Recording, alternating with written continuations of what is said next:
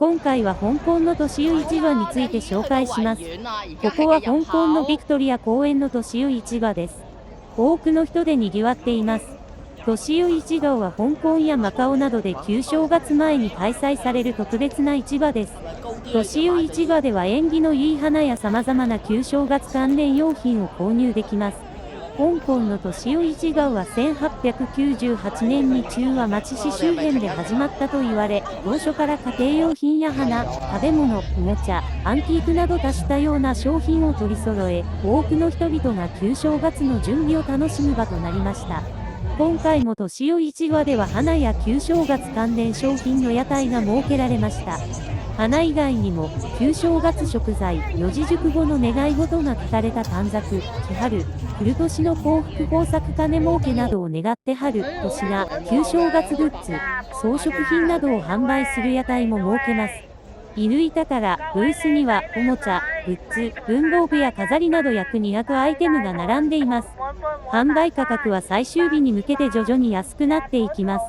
大学生や専門学校生などによる学園祭のようなブースも多く、大声で呼び込みをするのも風物詩です。都市湯市場で販売されている花は胡蝶蘭や香糖、水仙花などがあります。花にはそれぞれ意味があり、例えば胡蝶蘭は幸福の到来を表しています。解説は以上となります。あとは自分が都市湯市場に来ているつもりでこの動画をお楽しみください。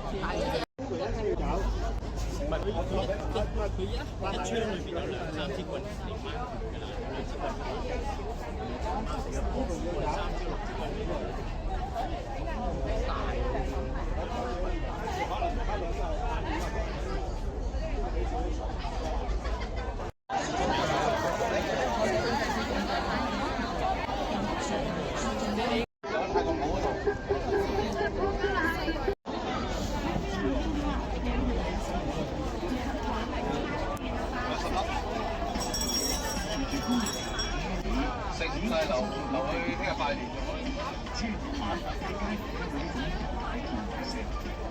多謝你嗰份。整包食啊！見到有人。哇，好香！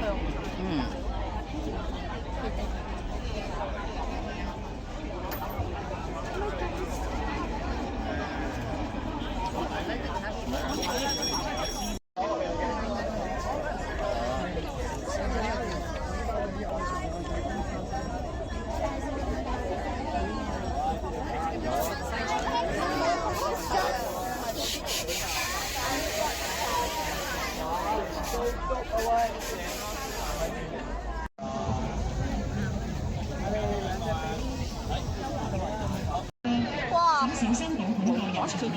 你影個中文下低呢個，下低中文呢個無所事事實現身啊！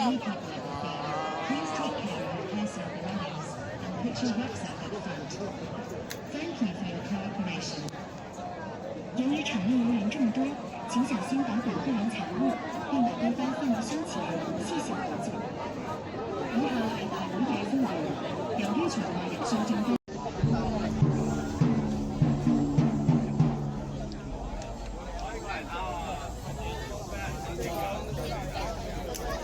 OK，行啦。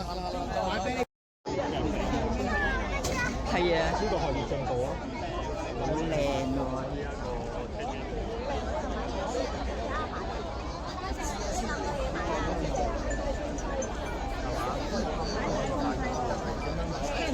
我哋聽到買係啊，大嘅送個細嘅，40一套啊！香港特色啊嘛。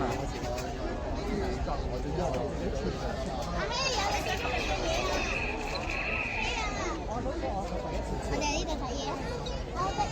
你落地先都可以自己喺度喺入房嗰度。